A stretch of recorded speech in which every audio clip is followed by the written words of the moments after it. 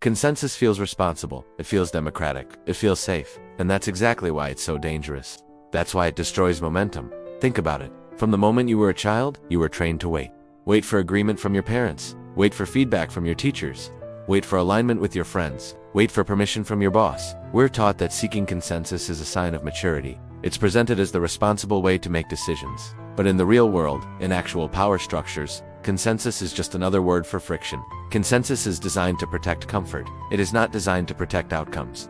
When a decision requires approval from every single person in the room, speed evaporates. It just disappears. And when your speed is gone, the opportunity doesn't wait for you. It compounds somewhere else, for someone else.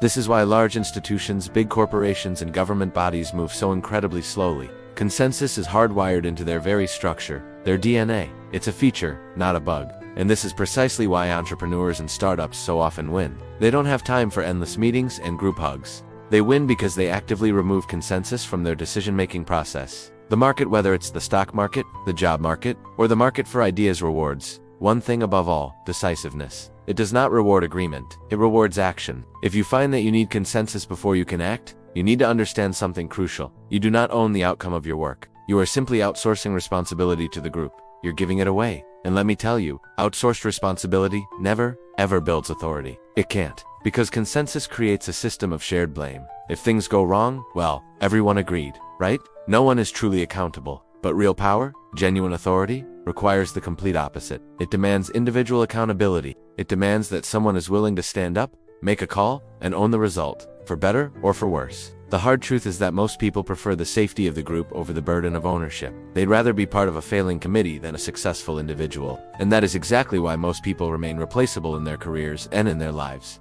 Consensus makes you feel included. It gives you a seat at the table. But don't ever confuse inclusion with influence. Having a voice in a discussion is not the same as having the power to direct its outcome. You can be included in meetings for years and never have a single drop of real influence. Now, this might sound harsh, but it's fundamental to understanding how the world actually works. So, what's the alternative?